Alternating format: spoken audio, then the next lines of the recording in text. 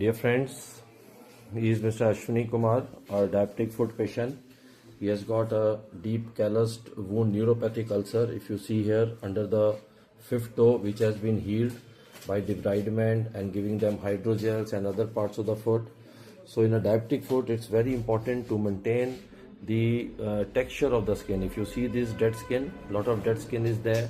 Nail care is important, and you have to maintain the texture of the foot.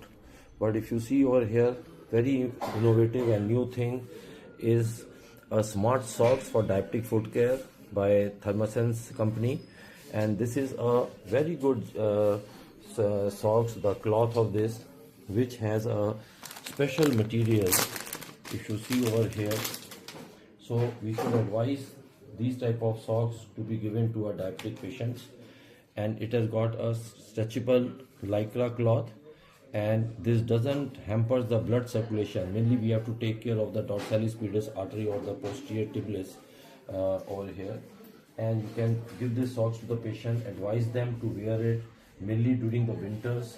They need it. They can apply any type of moisturizing cream, and after that they can apply they should wear these socks.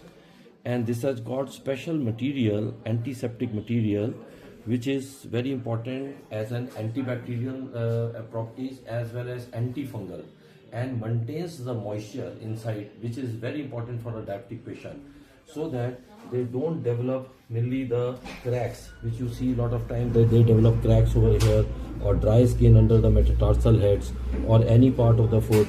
So these type of socks are very important. So special smart socks should be given and advised to all patients suffering with diabetes, with neuropathy, with dry skin and other parts of the problem, the fungal infection. When they have any infection on the skin level, that any bacterial infection, fungal infection, these should be advised to the patient. Thank you.